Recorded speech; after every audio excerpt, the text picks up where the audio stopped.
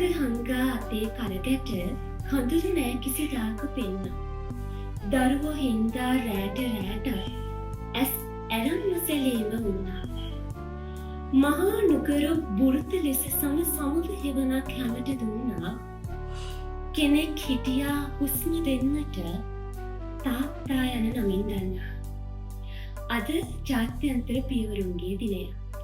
සෑම වසරකම ජුනි මාසයේ 3 වෙනි ඉරිදා දින වෙන් කළ තියෙන්නේ ලෝකයේම ඉන්න ආදරණීය පියවරුන් වෙනුවෙන්. තාත්තා කෙනෙක් කියන්නෙම නිහඬ ආදරවන්තයෙක්ට. අම්මල වගේ දරුවන් ළඟ දැවටෙමින් ආදරය සෙනෙහස පෙන්නුවේ නැති වුණාට දරුවෙක්ගේ ජීවිත රාමුව ගොඩනගන්නේ තාත්තෙක්ගේ හදවත තුළ. ඒ හින්දම තමයි සමාජ කියමනක් තියෙන්නේ දරුවන් වදන්නේ මව්වරුන්ය. නමුත් දරුවන් තනන්නේ පියවරුන්ය කියලා. තාත්තා සාකරයක් තරම් දේවල් අපිට දීලා දියදෝතකින් සැලසුණා. ඉතින් අද දවසේදවා හිතලා බලන්න ඔයාට වගේ තාත්තව මගේ හැරිලාද? ඔයා ඔයාගේ තාත්තා වෙනුවෙන් ඔයා ඔයාගේ අප්පච්චි වෙනුවෙන් යුතුයකම් ඉටු කරනවද?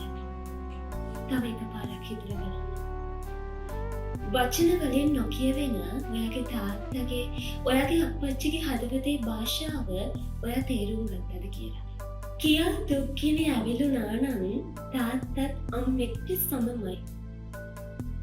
අඬන තැන්වල නිහඬ වී නම් තාත්තෙක්ගේ වෙනස ඒකයි.